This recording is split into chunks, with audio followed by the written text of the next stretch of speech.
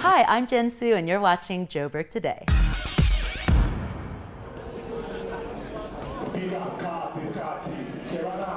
Following a rejection of the DA's proposed tariff increases in the 2018-2019 budget, this special council meeting was called.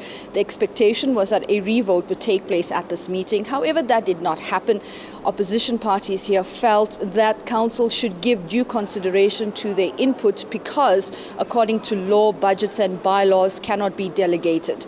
The EFF did propose a decrease in the water and sanitation tariff as well as the electricity tariff.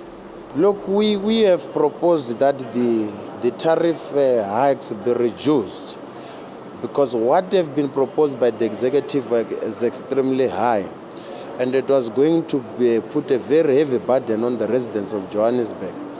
I mean, we are all of the same understanding in terms of the basic services, that water, electricity, and sanitations are the basic fundamental human rights and therefore should not be commodified. But then if they are a proper government, how then do they explain that when Rand Water says they are proposing a 12.2% hike on the water, how do the city explain putting an extra 2% on top of that? So we said instead of putting 2%, then let us put on top just a simple 1%. And in terms of the electricity, let us also reduce it. The increment should not put too much burden on our residents because they are already struggling. We have serious poor communities in Johannesburg. There's only a few who can be able to afford even these services. It was a quick meeting, but a very important meeting. And the proposals, I think, like I said in council, we should be able to consider the proposal that EFF was making. But it obviously needs us to go and do some work and then bring the reports back to council for the approval. But even the proposal that came from Patriotic Alliance, we'll also look at it and see how viable it is for us to consider that. But that's the nature of council. Council is a theatre of ideas, is theatre of proposals like the one that we are receiving today. So we'll go back and look at it and come back. And I think it's quite interesting. I think South Africans and people of Johannesburg are now able to see when we're talking about coalition government. These are some of the dynamics about it. Obviously, you need to have patience. You need to have at the bottom of it, you must have the people's interest. And I think that's all that matters at the moment. We'll come back and see how council look at the proposals or the reports that we'll bring to council later on.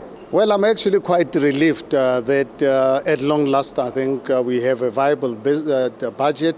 The impact on these changes will fortunately not negatively impact on our service delivery, and it'll put a little bit of money and cash into our residents' pockets, which I'm pleased about. What we will do as a city in terms of our revenue generation will ensure that those who can afford to pay, all those who've been stealing our water and electricity through illegal connections, will ensure that they make up for this loss rebate that we are giving to our residents. The opposition ANC also raised objections to current tariff rates.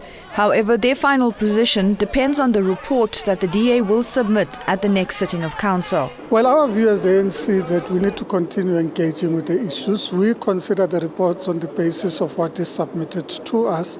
We don't know what the implications of the recommendation from the EFF are on not just the tariffs but also on the budget. So we'll apply our minds when we receive those reports to see what actually the impact has been to be able to make a decision. At this point, our view is that it would be premature to say this would be our position. It is important that the 2018-2019 budget be finalized soon to allow government to bring service delivery to the people. The deadline for this finalization is June. Failing to pass this budget by then could mean the city of Johannesburg will be placed under administration by the ANC-controlled provincial government. I think by Monday at the latest this budget will be passed by this council, and then we can then focus on the future to ensure that our people receive the service that they deserve. The projects, I can assure the residents of the city of Johannesburg, the projects will remain the same. Nashina Mohammed for Joburg Today.